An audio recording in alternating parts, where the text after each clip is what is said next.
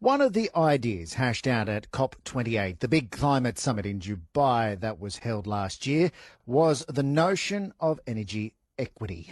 Basically, equity means fairness, and delegates considered how to make the renewable transition while also making sure no one ends up missing out on all the benefits these new technologies promise. In Australia, where rooftop solar is common, people who can afford it end up getting a big discount on their electricity bills. But if you can't afford it, you're being locked out of those savings. So to spread out the benefits of the green revolution, community energy projects are popping up around the country. As Tom Melville reports. Now, we are standing next to what looks like, I guess, a phone booth, really. But it's not a phone booth. What is it? What are we looking at? It is actually a solar battery provided by the Endeavour Energy. Basically, what it lets us do is rent a space so we can actually put our solar energy that we are producing on the battery and then get the rebate back. This mightn't sound like much, but it's kind of revolutionary. It's a community battery, this one servicing the community of Bungarraby in Blacktown in Sydney's west. Basically, residents sign up, pay a monthly fee, and feed it with the excess solar energy they generate from their rooftops. Tan Hassan is one of those residents. I am so excited and I'm so happy because the benefit I've seen for the last couple of months it's mind-blowing.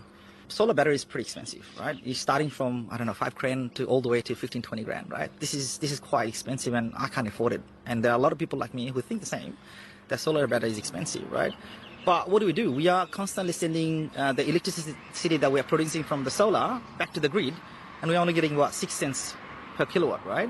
That's nothing as opposed to what we are paying. We're paying roughly about 30 cents per kilowatt, right? So the difference is huge, right?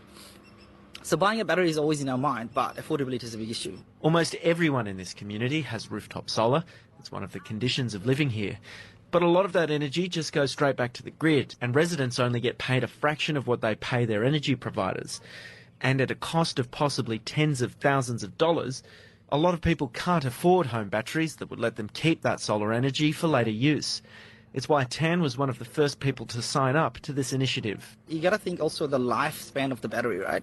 Let's say if you pay 10 grand for a battery that lasts only for 5-6 years, you're not going to get your money back, right? So putting so much money where, cost of living is, quite expensive here, and then you're not getting the benefit, probably in the next 5 and 6 years, why would you invest so much money? So, putting some, small fraction like, $15 or $20 a month to rent out a battery, it's just quite easier for a lot of people. This battery was set up by local provider Endeavour Energy. It's a pilot, but the company hopes to roll out dozens of these over the next few years. Leanne Pickering is Endeavour's Chief Customer and Strategy Officer. She says this project is an experiment.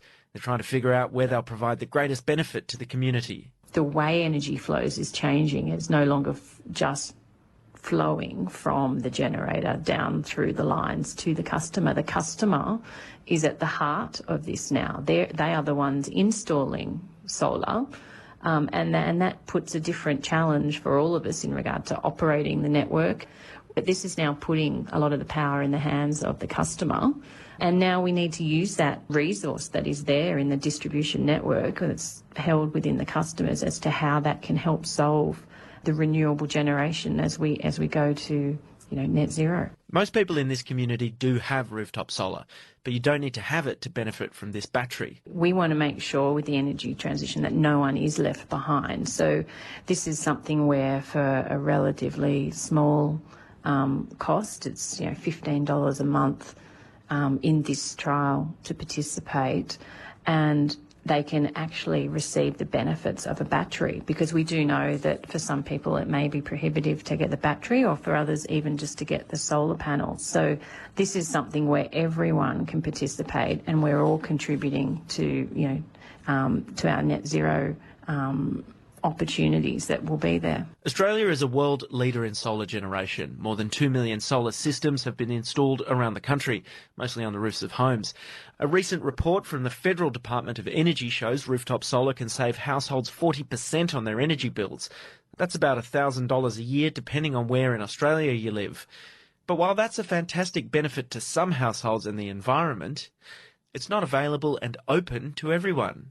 Martina Linnenluca is an economist from the University of Technology, Sydney, focusing on the energy transition. In the first instance, what is really required to benefit is you need to have home ownership, because otherwise you can't really go ahead and install anything on your building. So if you're renting, for example, in most instances you won't be allowed to make any installations or any alterations, any modifications to the building, unless you get that approval, which in many cases would be a rare find, I guess. Martina Linnenluca has worked out that around a third of the Australian public is unable to install solar on their rooftops, locking them out of the potential savings. One big issue is climate change. So that's a really big one. And, we see everywhere just the need to act.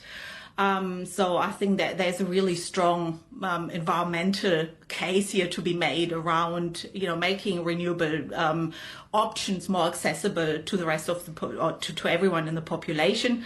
So I think that's really important. But then also when we currently look into the rising cost of living, I think, if we've got cheaper options available or better options available, that is just such a good opportunity. Which is where community energy projects like the battery in Bungarraby come in. Any type of excess energy that's generated, for instance, through solar installations could be fed into that energy, stored there, and then being accessed again, which would obviously provide, real benefits beyond every single household having to install their own system.